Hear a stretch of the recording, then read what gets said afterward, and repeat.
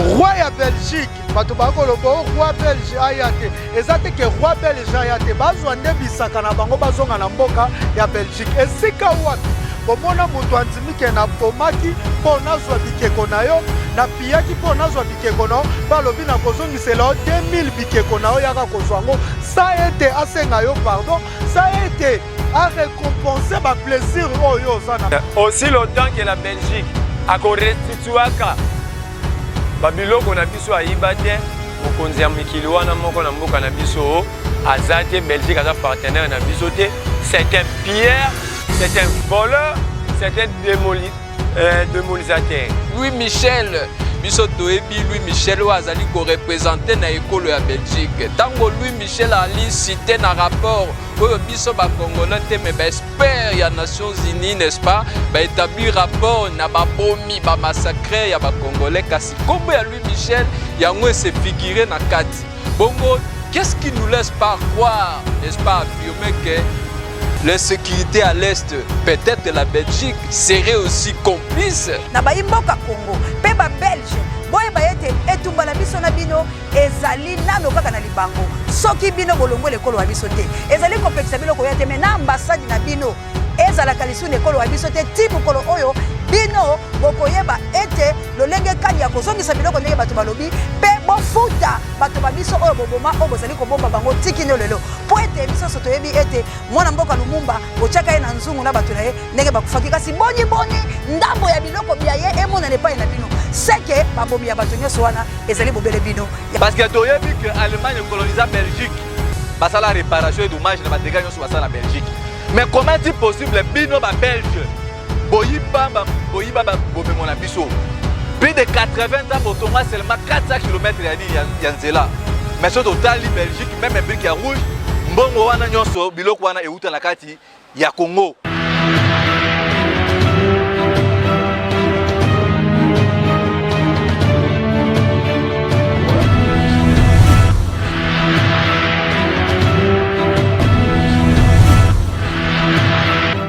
Ndenge boyebi touti na ambassade ya Belgique touti koyebisa ba Belgique la politique occidentale ou bien la politique capitaliste ou impérialiste etie mokili oyo tomboka na biso Congo à genoux ndenge tokolobaka Congo eza victime ya occupation internationale appuyée par une occupation à partir de l'interne yango tolobi ete makambo wana biso ba Congo manifestila tokobunda bitumba ya libération ndenge touta ko na ambassade ya Belgique kotindela Emmanuel Macron na numéro 1 Union européenne mais mo ndenge pe le toto comme la roi de Belge totiki yango na ambassade yango to kosala no lecture memorandum oyo po bato nyonso baye eloko tokomi memorandum collectif des mouvements citoyens et mouvements associatifs à l'attention de Sa Majesté le roi de Belge. Messieurs, aucun médecin ne peut se contenter de prescrire aux patients une ordonnance sur la seule base des symptômes de la maladie. Il ne peut pas se contacter seulement d'administrer des aspirines aux patients pour baisser la fièvre. Plutôt, il lui faut un diagnostic. En effet, depuis 1885 jusqu'à aujourd'hui, notre pays, la République démocratique du Congo, est toujours confronté à plusieurs problèmes. Crises. La majorité de ces crises est l'œuvre de la Belgique directement ou indirectement par ses partenaires occidentaux. Sa Majesté le Roi, pour bien vous faire comprendre les différentes crises qui ont secoué notre pays depuis 1885 à 1908. De 1908 jusqu'à aujourd'hui, laissez-nous vous expliquer par étapes et périodiquement. Entre 1885 et 1908, sous la responsabilité du roi Léopold II, le roi de Belge, de l'époque, notre pays a subi plusieurs humiliations. Entre autres, travaux forcés, exploitation illégale de nos ressources naturelles, culturelles et spirituelles. De 1908 à nos jours, sous la responsabilité directe du royaume de la Belgique, le Congo, notre pays, continue à subir le même traitement qu'à l'époque du roi Léopold II. Des travaux forcés, la construction de votre royaume par les main-d'œuvre congolais, par Fox, et cela sous peine d'être tué, que votre pays ignore jusqu'à aujourd'hui sa responsabilité. des tueries, la guillotine, la chaise de la mort. Combien de nos ancêtres sont passés par cette chaise? Votre pays n'a jamais reconnu ces crimes en RD Congo. Et plusieurs d'autres Congolais morts par votre volonté de vouloir piller notre pays. Et ceux qui résistaient étaient tués de la manière dont vous, seuls comme Belges, connaissez les secrets. Sa Majesté le Roi, pouvez-nous nous donner des réponses claires, précises et correctes à toutes ces préoccupations? Qui ont tué Simon Kimbangu? Qui ont tué Lumumba et compagnie? Qui ont tué Abel Luanga? Qui ont tué Paul Panda Farnana? Qui ont organisé le coup d'État de 1965, la sécession katangaise, la guerre de 1996 qui continue à faire mal aux Congolais jusqu'à aujourd'hui. De l'exploitation illégale de nos minéraux. Vous êtes le mieux informé de cette réalité. Pendant plus d'un siècle, vous êtes là que pour voler, piller, détruire, jusqu'à penser à la balkanisation de notre pays pour besoin d'enrichissement illicite. Nos cuivres, uranium, aluminium et d'autres matières premières pour construire votre royaume. L'exemple est là. Les symboles, l'antonium, les symboles de Bruxelles, tout ceci au prix des sangs de nos compatriotes. Vous avez réussi à piller la RDC de son unique race de chiens pour prouver votre méchanceté à l'égard des Congolais. De l'exploitation culturelle et spirituelle, vous avez dépouillé les Congolais même de leur pouvoir spirituel et ancestral. Par souci d'assujettir un peuple, vous avez encore pris tous nos œuvres d'art pour nous rien laisser au nom de la colonisation. Cela étant dit, vous êtes obligés de restituer tout ce que vous avez volé chez nous. Sa Majesté, votre pays, la Belgique, a participé à toutes les étapes de destruction de notre pays. La RD Congo directement ou indirectement par vos partenaires occidentaux. La preuve, elle est là, le nom de Louis Michel, un citoyen belge, influent, le Messie Afrique, expert de la politique congolaise pour le compte de la Belgique, son nom figure dans les rapports mapping. Comme pour témoigner de la participation belge à l'échelle de démolition de la RD Congo. Grave, la Belgique participe et organise des réunions obscures sur la balkanisation de notre pays. Et cela à tous les niveaux. Est-ce que le gouvernement belge peut nous aider à comprendre son comportement vis-à-vis de la population congolaise? Pourquoi la Belgique soutient toujours le pouvoir illégitime et illégal depuis Mobutu jusqu'à aujourd'hui? Est-ce qu'un roi peut crédibiliser un pouvoir volé? Pour conclure, Sa Majesté le Roi, après avoir essayé avec difficulté à vous retracer l'histoire, nous Congolais de la RD Congo décidons. La Belgique n'est pas notre partenaire privilégié. La Belgique doit demander pardon solennel aux Congolais et restituer tous les biens volés. Aucune autorité belge n'est la bienvenue chez nous. Ne venez pas servir de béquilles à un pouvoir déjà finissant aux abois. Pour être clair avec vous, Sa Majesté le Roi, le peuple congolais sont fatigués par votre hypocrisie. Nous vous demandons de bien faire le choix entre l'humiliation et le respect. Pour les collectifs, Fondation Océan du Congo, Fondation les Amis de Bruno Mimbenga, Mouvement Citoyen Les Décideurs, Mouvement Citoyen Les Sangs de Lumumba, les Amis de Trésor King Bukele, le Mouvement Citoyen Jeunesse en Action, fait à Kinshasa le 5 mars 2022 pour le collectif Marley Vuvu. Je vous remercie. Naligolo babona lingala pona bakongomani o bazali banda ya mboka na kati ya Congo. Ke to uti kotanga memo na lokota ali français. Na lingala toningi tolo baboye. To ebisi roi belge. Ezaka ka yetende to boya ya. Mokonzi nyonso ya Belgique akoki koya wate. Aussi longtemps nanu ba apprendre ko respecter biso ba congolais te. Ko respecter biso ya liboso ezaba senga pardon. Na nyonso Belgique asala awo.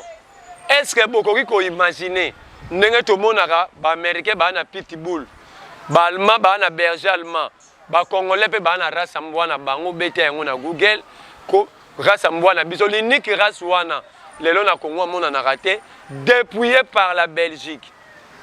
Donc ceux qui battent ba comme na niveau oyiba bino na race ya mbwa. C'est-à-dire ba na posa ko faire disparaître bino. Yango tolobi boye na kati ya memo. Louis Michel, l'expert ya Congo na contre l'état belge. Oyo mwana na yaza président ya commission européenne Charles Michel. Kombo na yaza na rapport mapping.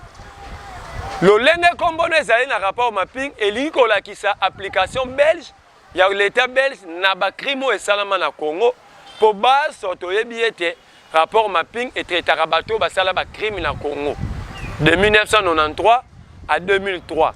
Donc l'état belge est responsable de la mort au Congo par l'intermédiaire de Louis Michel. Nde yango to ebisi mokonzi ya mikili ya Belgique. Ya Belgique en lingala. Ceux qui va prendre kokanga Louis Michel te pour répondre, c'est que baza complice na mambo ça marana Congo. Ceux qui va sengi biso ba congolais pardon te, ba restituer ba bien o ba iba awate. Ba fouti Congo te par rapport à ba crime o ba commettre awa. Autorité à Belgique, atata bourgmestre ya commune à Belgique, awa na Congo aza bienvenu te atia makolo te po biso toza génération oyo te bango ba sijetisaki oyo eza génération consciente oyo eza régénération oyo ba na posa ya libération ya mboka oyo eza génération oyo tolingi pe totonga mboka na biso biso moko 61 ans après ba congolais pe batanga bazali Batamaele bazali. Yakibo moto koleka pe o batangi te me bazali. Donc nous estimons que tozana makasi na maele na buania ya kotonga mboka oyo koleka bato bazwa kopier yango. Totuni motuna na roi belge. Biso osaka téléphone te. Tosaka munduki te. Tosaka avion te. Tosaka fusée te. Tosaka mituka te. Ba minéraux esaka biloko wane utaka. Boni plote bazwa yango foka bato bakufaka. Banani nde babomaka bato wana banani nde bazalaka na baminere wana nde tina tokendela ikuna yango wana yango toyebisi mokonzi ya Belgique aussi lota tokozwa baréponse te na baquestion posée na kati ya memo oyo aussi lota la Belgique ne demandera jamais pardon aux Congolais aussi longtemps que la Belgique akorestituaka babiloko na biso ayiba te mokonzi ya mikili wana moko na mboka na biso azate Belgique aza partenaire na biso te c'est un pilleur c'est un voleur c'est un démolisateur na tondi bino botondi na pesi merci na bato basungaki biso na lisanga nyonso po na milulu ya lelo salama na tondi bakongomani ingeta bisika bozali na kombo ya bakoko na biso ya bonzambe na biso ya Congo pe ya mayele na biso ya Congo ndenge bokinde komerle vuva uti koloba ezali tango ya masekite po lelo yo ba piye kaka onde komerle vuva tangite po ba piye biso même histoire. Le Congo n'a plus l'histoire. To komi ko apprendre kaka histoire ya mondele. Roi ya Belgique, bato bakoloba roi belge ayate. Ezate ke roi belge ayate bazwa nde bisaka na bango bazonga na mboka ya Belgique. Esika wapi? Bomona moto andimike na bomaki po nazwa bikeko na yo na piyaki po nazwa bikeko na yo pa lobi na kozongisela 2000 bikeko na yo yaka kozwango ça été asenga yo pardon ça a été à récompenser ma blessure oyo zana depuis le 1er juillet 1885, Omboko Ezalaka étant indépendant du Congo. Tina 1960, Congolais a nyokwami na ba façon nyoso. Bazwa ki kutu indépendance parce que faut Congolais yeba ete tozalaka mboko ezalaka indépendant. Depuis le 1er juillet 1885. Mais indépendance na biso ba pesi biso na bowumbu et pas ya roi ya Belgique wa kata bande ko na biso maboko musée ya Tervera wana ko exister lisusu te parce que na musée ya Tervera wana bazo garder babike ko na biso ezali force mystique ya Afrique ba ko garder ba corps ya ba ancêtre na biso mondela yebi valeur ya kosambela oyo eza ancêtre na yo ekomi ntango congolais nyonso aréconcilie na histoire na ye congolais nyonso aréconcilie na baancêtre na ye mpo tokee liboso e nga na profite mpona kobenga bankumu nyonso ekomi ntango ya kobungisa biloko nyonso oyo bango bazwaka mpona kosalela mituka po toyebi ete bankumu boza na force mystique ya kosala ete bacoltan bacobat babiloko wana nyonso badiama elimwa nde elimwaka na Kasai bolimwisa yango mpo tokende sikoyo na kopesa bana ya Kongo biloko ekolesa Kongo tokende na bilanga ebo totala mondele ya kosuka wapi tokomi na ntango ya kosukisa mondele tosala indépendance Lumumba alobaki po Lumumba alobaki bokoyeba nini oyo moto moyindo Congolais to africain en général akoki kosala soki aza ko travailler na liberté na ye to sengi to za libre et bongo mokili mobimba e koyeba nini o biso génération au 4e génération ya Mvulusi Kimbangu alobaki nini to kosala soki to ko travailler na liberté nyonso malgré ba manifestation na biso déjà bokomona na bilili ke la police ayaki akangi biso ake kotia biso na kana bango komba kangoni kalufungula eto pesi matondo mingi na bana Kongo nyonso o lelo yo bosangani lokola moto moko bosangani te botali ba couleur par ya ba parti politique te mais bolobi bilenge o ba ko bundela bana na biso na bakoko na biso merci na honorable Mbau merci na ba congolais nyonso po etoza libanda toza pe libanda bitumbe ko continuer ti tokolonga ingeta matondo mingi na bino banso na banzi ete bandeko bauti deja koloba manso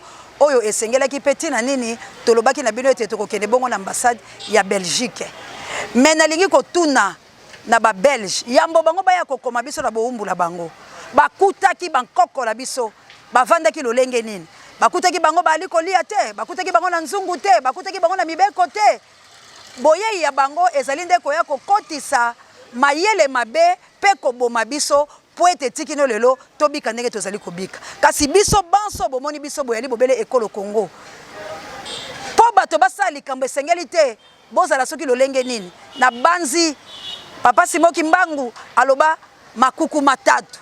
Cela veut dire batumi biloko misato nde kotonga yango pe kovandela kasi biso lokwa tozali awa tosimbi pe makuku matatu pe tozali na kintwadi ya baindo pona kotombola ekolo wa biso yango tozali koloba na baimboka Congo pe ba Belge boye bayete etumbala biso na bino ezali nano kaka na libango soki bino bolongwe ekolo wa biso te ezali kopekisa biloko yate me na ambassade na bino ezala kalisune ekolo wa biso te timu kolo oyo bino bokoyeba ete lolenge kani ya kozongisa biloko ndenge bato balobi pe bofuta bato babiso oyo boboma oyo bozali kobomba bango tikino lelo po ete biso soto yebi ete mwana mboka Lumumba bochaka ye na nzungu na bato na ye ndenge bakufaki kasi boni ndambo ya biloko bia ye emonane pa na bino seke babomi ya bato nyonso wana ezali bobele bino yango tolobi esengeli tosamba soki boyoki te ya mingi koya koleka oto sai lelo pe matondo la bato nyonso babimisi bandeko po ete bakenya baona kalufungula nzambe ya mpungutulendo afula mpeve ingeta na kobakisa na oyo bandeko bawiti koloba na koloba ete depuis alliance et partenariat entre Belgique et biso ekolo Congo depuis 1885 tisiko biso to constaté que alliance wana ezali alliance moko non équitable. Pourquoi? Parce que tu ali ko remarquer seulement la Belgique d'azali bénéficiaire au détriment ouais biso ekolo. Mais o etambusi moi mingi bongo la biso na mokolo lelo ezali tango kotala mutu ete Louis Michel biso toyebi Louis Michel o azali ko représenter na ekolo ya Belgique. Tango Louis Michel ali cité na rapport oyo biso ba congolais te mais ba expert ya Nations Unies n'est-ce pas ba établir rapport na ba bomi ba massacre ya ba congolais kasi kombo ya Louis Michel yango se figurer na kati bongo. Qu'est-ce qui nous laisse pas croire, n'est-ce pas, affirmer que l'insécurité à l'Est, peut-être la Belgique serait aussi complice, peut-être l'assassinat de Mouzé Lumumba toyebi déjà baboma ndenge maman aussi ito lo babatie na kati ya nzungu nde lelo biso to fongoli miso une génération consciente pour dire non. Je crois que l'Afrique nous sommes déjà mieux et nous sommes assez majeurs, n'est-ce pas, pour se conduire. Donc voilà, c'est un peu ça. L'Afrique doit revenir Afrique fait revenir na biso ba indo, biso ba africain, donc l'Afrique aux Africains. Mokolo ya lobi biso génération consciente otoali na bomoto, tondimi n'est-ce pas ne to witi boloko. Batie biso na fameux état de droit ba benga katongo midi poko état de droit tango to manifester to moni la poulou soyé ba memi batie biso na boloko état de droit. Mais ici na pesi aussi je profite pour na pesa maton domingue na bato yo monde entier telemaki pour na ko senga libération na biso ba bimisi biso to kufite. Mais loko la pete to kufite to ticket tumba na biso te to continuer toujours tumba na biso. Ingeta toujours. Merci. Merci à Liboso Topé Saba Congolais. Nyonso baneko diaspora o bazo continuer à soutenir bitumba o biso tozobu. Et là quand ça ça biso passe tout le monde que non classe politique congolaise eza kokufa. Yango tozo bengisa ba jeune nyonso o bazu conscience ba jeune oyo boye. Ba telemi pona kobunda pona ekolo Congo. Longo n'est pas na bino parce que tout le monde qui ba jeune o ba lakisi bolingo pona mboka tozaki na ambassade ya Belgique. Et là comme moko tozo yebisa na royaume ya Belgique ba yeba boye. Biso na ba Belge toza na problème te. Problème eza moko, il faut Belgique à reconnaître ba bignon so o basala na mboka na biso. Parce que toyebi que Allemagne colonisa Belgique. Basala réparation et dommage na ba dégâts nyonso basala na Belgique. Mais comment est-il possible bino ba Belge boyiba ba bomengo na biso? Plus de 80 ans botonga seulement 400 km ya nzela. Mais sur total Belgique même brique ya rouge mbongo wana nyonso biloko wana euta na kati ya Congo. Mais lelo oyo boy tango bino bozolo ba keno boko s'excuser te boko senga bolimbiste na peuple congolais boye bango keno biso peuple congolais tolobi toza ko senga relation belgo-congolaise fait katana. Et puis tozo mettre ba président nyonso oyo bazo travailler au profit impérialiste. Surtout oyo boza na mutu ya mboka ya Congo. Et puis toyebi yango Louis Michel yo mutu koma coopérer ba Belge. Koya ko nommer ba président oyo baza ba marionnette bazo travailler pour l'intérêt ba congolais te. Toko bimisa peuple na balabala parce que bitumba oyo boy toko lingango lisusu te. Et ça la vraiment eloko mobutu bano abu opia. Parce que comment est-il possible na gouvernement oyo boy yo roi Philippe olobaki gouvernement ya Chilomboza de gouvernement illégitime. Mais comment est-il possible aux autres courage na luxe ya koya na gouvernement oyo bino olobaki eza illégitime. Est-ce que roi ko se contredire? Yango to lobi boye. Il est temps bana Afrique basu conscience. To moni na Mali, to moni na Sénégal, lelo o pe na Congo. Et lo ko wana to lobi plus question nous voulons que non coopération entre Belgique ce qui va Belge balinga au na Congo et ça la d'une manière respectueuse et non que non bino boya ko imposer biso mibeko o bino bolingi yango wana tozo bengisa peuple congolais tous ala toujours aux aguets au moment venu bomoni ba leader songolo pakala bango nyonso classe politique eza kokufa yango tozo sala renouvellement de classe politique ya sika oyo que non il faut ba jeune ba telema parce que lelo oyo bonde tozo lo ba awa boy mboka na biso eza na kati occupation wana eza comploté na ba Belge en l'occurrence tozotanga komba Louis Michel azaki cité na kati ya rapport mapping et puis tozo mituna bino mboka lokola Belgique bo coloniser Congo eza lokola yo papa oboti mwana ya mosi mais ozozwa moninga na yo a violer oya yo bana oza ki ndokita Belgique ya kosala moi makasi boy donc eloko wana biso to lingi yango te soki bino ba Belge bolingi ke Congo ekabwana toyebi ville ya Lille eza na France mabele wana ezalaka ba Belge. Tant que bino boza incapable de récupérer ma belle na bino, comment est-il possible bino boko zimba que non nord qui vous topé sango pa Rwandais. Soki tozongi na entre frontières Allemagne na Belgique, bato bavandi na poto bayebi mboka ba yango ex de chapelle et puis côté Allemagne ba yango arena. Ma belle on eza na bino, mais par votre faiblesse ya politique na bino boza nango ti lelo oyo boye bato wana baboto la bino ma belle na bango. Yango biso to lobby ma belle ba congolais ko kabwana te. Congo Lumumba ko sala moko et puis tozo mettre le président tout à garde. Surtout bino bato bozo travailler pour ba mindele. Et non au profit ya ba africain. Boye bango que non, il est temps on de tout le bakeno chaque génération ils en a socialiste comme nango o biso to telemi pour na kobunda que non mboka na biso plus question jamais to songa sur la colonisation des aka na époque ya bakoko na biso. Voilà important c'est o botozaki lelo liboso ambassade ya Belgique ya mwana to pesi dans l'assemblée ba tout nyonso surtout activiste Claude Katende, honorable Daniel Mbao, et puis na ndeko nyonso Gisele oyo boye bozo le mbaté toujours ko soutenir biso pour que non to bengana ba médiocre oyo boye ba zumboka na biso ba komisi yango lokola wenze.